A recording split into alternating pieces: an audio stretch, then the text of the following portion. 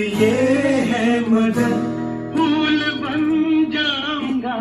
शर्त ये है मगर अपनी जुल्फों में मुझको सजा लीजिए। अपनी जुल्फों में मुझको सजा लीजिए।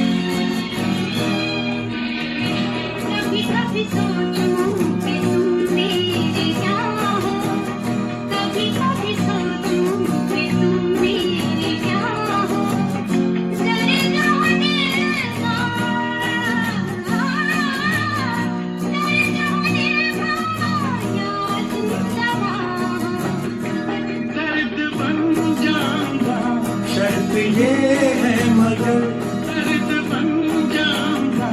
शर्त ये है मगर दर्द दिल की मुझे से दबा दीजिए।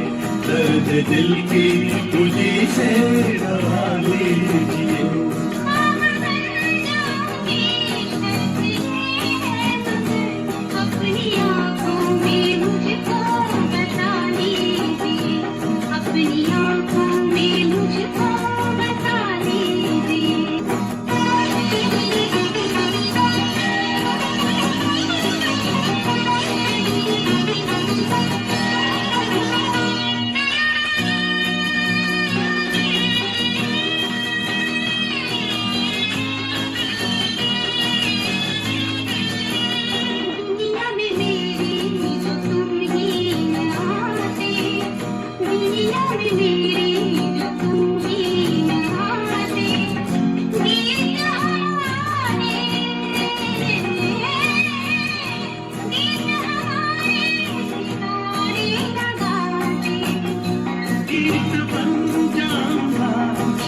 ये है मगर गीत बन जाऊंगा। शर्त ये है मगर अपने होठों पे मुझको जगा दीजिए। अपने होठों पे मुझको जगा दीजिए।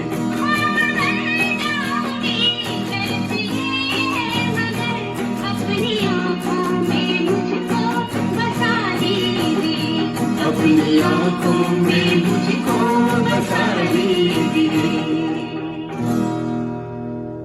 दोस्तों, प्यार की जा एक मुकम्मल कॉमेडी फिल्म है। थोड़ा बहुत संदेश भी दिया गया है। किशोर कुमार, महमूद, ओम प्रकाश, ये तीनों जन्मजात कॉमेडियन है। किशोर कुमार और शशि कपूर की केमिस्ट्री इस फिल्म में देखने वाली है। कुछ और कॉमेडी फिल्मों के नाम सुझाऊंगा।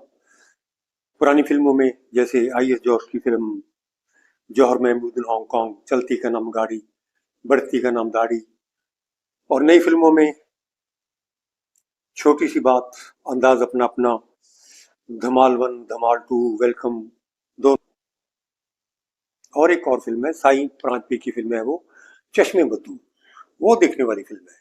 उसमें कॉमेडी का एक स्टैंडर्ड है। प्यार की जा 1965 में आई थी। इस फिल्म में आपने देखा होगा, हमारा जो आज का गीत है इसमें आवाज दी है महेंद्र कपूर और लता मंगेशकर ने।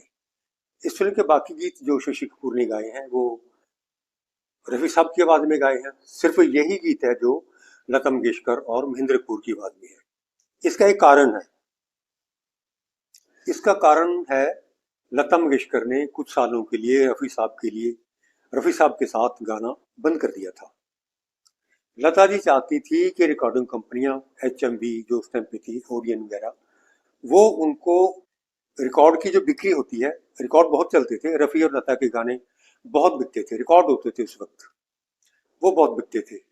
लता जी चाहती थी कि उन रिकॉर्डों की बिक्री में से उस कंपनी को सिंगर के लिए 2-2.5% मुनाफा देना चाहिए सिंगर को। इसके उलट रफी साहब का कहना था कि हमने एक बार गीत गा दिया और उसके पैसे ले लिए और काम खत्म।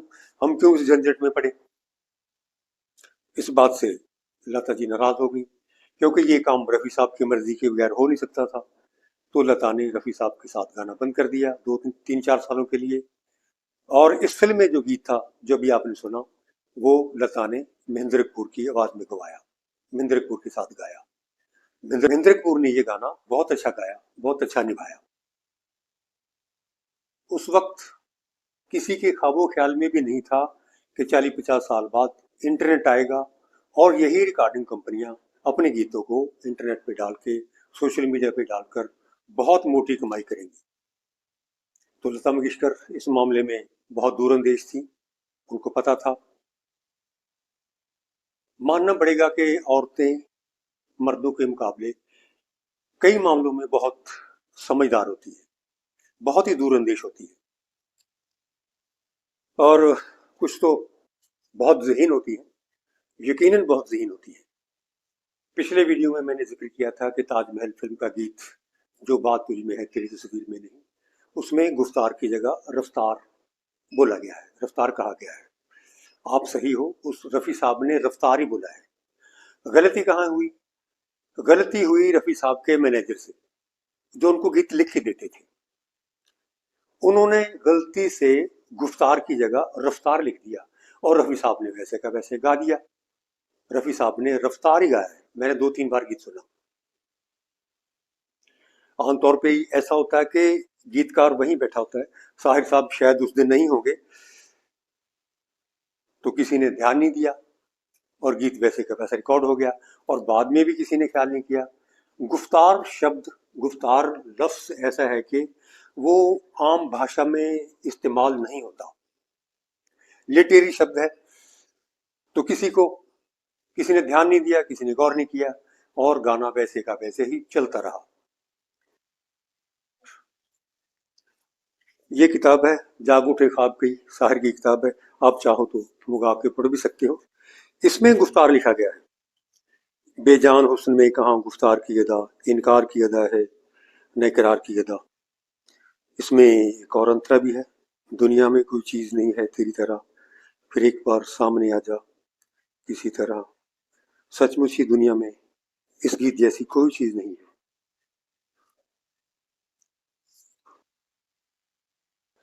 हमारे आज के इस गीत के साथ मेरी कुछ बचपन की यादें जुड़ी हुई हैं। रामलीला के दिनों में हम शाम को पहुंच जाते थे, रामलीला शुरू होने से पहले पहुंच जाते थे शाम को, और जगह रोककर वहां पे बैठ जाते थे। वहां पर स्पीकर पे रिकॉर्ड बजाए जाते थे। इतना बड़ा तवा होता था काला, जैसे रोटी पकाने वाला तवा होता ना बड़ा, इतने बड़े रिकॉर्ड होते थे। तो उस पे ये गीत बजाया जाता था। ये गीत हर रोज बजता था। उसे बजाने वाला एक कृष्ण लाल नाम का आदमी था, पतला सा था वो, लंबा लंबा सा। उसने सारी उम्र यही काम किया, बाद में अनाउंसमेंट भी करता रहा। तो वो ये रिकॉर्ड बजाता था और हम देखते रहते थे रिकॉर्ड को बजते, और वो सुई बदल के चलाते थे, सुई उसकी बदलनी पड़ती थी रिकॉर्ड की।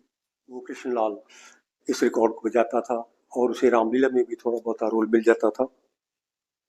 फूल बन जाऊंगा शर्त ये है मगर, ये गीत सुनते ही उन दिनों की यादें ताज़ा हो जाती हैं। हर साल रामलीला होती है और हर साल एक खुशबू भी आती है जो कई दिन रहती है फिर चली जाती है। एक और गीत है, वो भी देखेंगे। लता मंगेशकर का गाया हुआ गीत है वो, प्यार की दास्तां। तुम सुनो तो कहे क्या कहेगा सुन के जाओ, तुम सुनो तो कहे। मैं के समय समय पर आपको मौसम के बारे में, सेहत के बारे में, खाने पीने के बारे में एडवाइजरी जारी करता रहता हूँ। ये बहुत जरूरी है। हमारी अपनी तंदुरुस्ती, अच्छी सेहत से बढ़कर कोई भी चीज बड़ी नहीं है। ये सबसे बड़ी चीज है। आपका अपने शरीर के बिना कोई साथी नहीं है। ये हमेशा आपके पास रहेगा, हमेशा साथ रहेगा। इसको तंदुरुस्त रखना हमारी जिम्मेदारी है। इसके तंदुरुस्त रहते ही हम अपनी मंजिल मकसूद तक पहुंच सकते हैं। जो भी प्राप्ति होगी हम इसी शरीर में रहकर कर सकते हैं।